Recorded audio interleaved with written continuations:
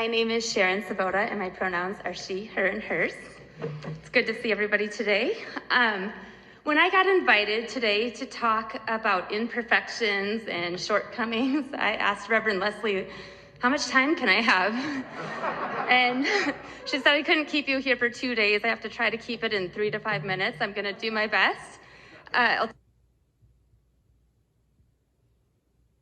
couple of character flaws of mine, and then I'll even tell you about some of the other imperfections of mine. I'm telling you, we don't have enough time today to cover it all. But one of the things I've been thinking about a lot, often I feel like I'm falling short. Does anyone ever feel like that? Yeah? Okay, cool. Because single moms like me, I feel like I'm doing that quite a bit. If I'm mastering being a good mom and being present for my kids, then I promise I'm gonna be behind on answering an email at work. And when I feel like I'm kicking it and doing so awesome at work, then I'm falling a little short for my daughters. And so I think this is a balance that many of us are working on all the time. Now, a couple of years ago, right before the pandemic, I decided to add more to my plate. And I went back to grad school because I had this deferred dream and I needed to make good on it. But I had to skip my lunch for my program so I could work. And then I remember sneaking out a granola bar. There was a strict rule, like no eating in class under any circumstances, but I'm like, I could do it. I'll be really quiet. And with every rip, it like amplified in the classroom, right? And then my instructor like glared at me and I thought, oh, maybe that's a coincidence. Maybe she had something in her eye. Then I opened my email the next morning and it was like, as a reminder, it says here, no eating in class. Okay, so, we just have to do our best. I learned, I took ownership. I told my girls, look, even mom gets in trouble, even when she's like 40. So that's one example. And then just yesterday, I had another example. My young daughter had to be at ballet. We were running late. I also needed to get something turned in for my radio work. So I'm like, okay, I'm gonna bring you to ballet. We were late. She went in without me watching her, and I'm gonna sit in the car and I'm going to record all my introductions. So I did that. I was 5 minutes late, got it sent in, and then my anchor said, guess what? There's too much background noise. So then I fell short on all the fronts. But then when I got inside, SB said, look, Mom, I think you're actually a good mom, and so is that other one over there with all the tattoos, and those other ones aren't being good moms. And I said, why? And she said, look at them. They're all watching their phones. And you're both watching your children. So then I realized there's some beauty in simply showing up for each other with our imperfections. Now, the other thing, in addition to the character flaws, as a woman who's now over 40, one thing I'm aware of that kind of goes with the theme of this service and the song that Laura put together called Iron the Wrinkle Back In, I'm resonating with this theme as a woman, right? I learn a lot of my character flaws from my children, and I'm also learning from working with other children, like other flaws that I might have. So one of the things that I have that I inherited from my late dad are these really deep set eyes, right? And when I was a kid, I was too busy being ashamed of my blonde hair because my teachers, everybody would make fun, like, oh, that's Sharon, she's got blonde hair, she doesn't know, haha. I hate blonde jokes. Don't tell them to me. I hate any jokes that come at the expense of another person. I don't like them. But if someone's like, oh, I'm just having a blonde moment, nope. I don't do those. Anyways, I was so busy as a kid feeling insecure about that I hadn't taken note of my eyes that other people were going to take note of. And when I had a chance to go into Delilah's class in May to volunteer, this little girl came up to me and it was almost like she was giving me a deposition, and she said, excuse me, are you wearing makeup? Because your eyes, they look so creepy. I don't like them. And then I was like, oh my God. And I could feel my cheeks, they were hot. They were red with embarrassment. And I asked her teacher, I was like, is there something on my eye?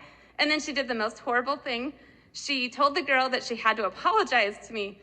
Don't do that. Don't make kids apologize. It won't be from the heart, and it won't fix the problem. So she comes up to me and she's like, I'm sorry I said your eyes are creepy, but they are. And I didn't mean to say it out loud, but sorry.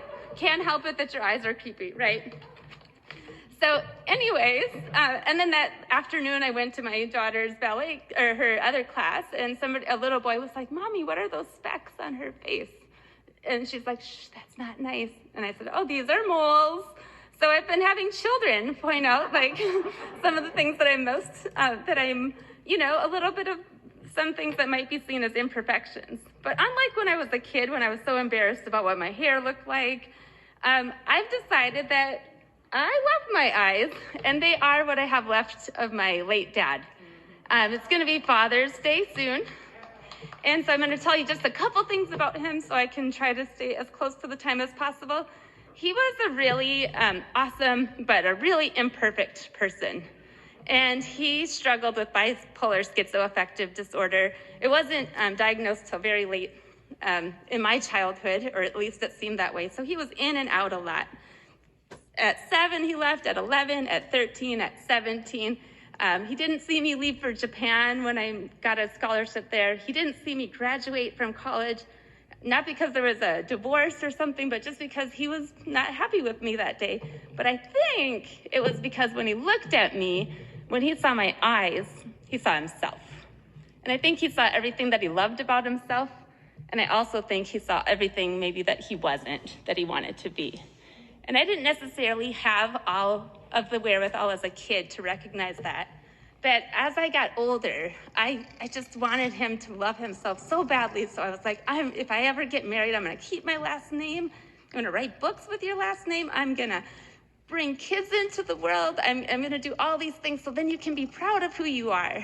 And it wasn't until a couple of months or a couple of years before he died, when we were sitting in front of my mom and dad's house in Wisconsin and chatting, and he was telling me about his growing up time. And he said that when he graduated from high school, he had an opportunity to be a male nurse.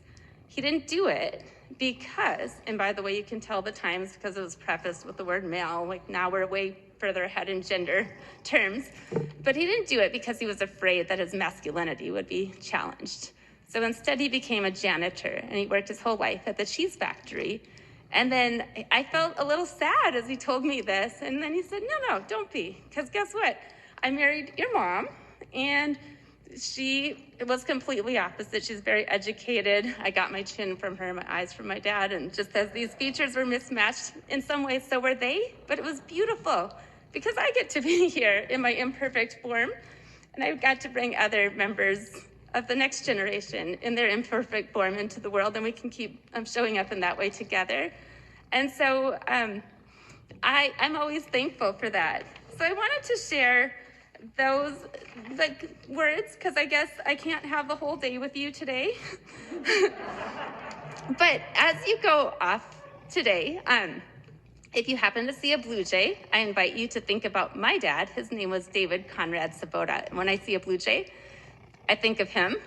Always, I know that he's with me, and I see him every morning in the mirror when I see my imperfect eyes that I love now.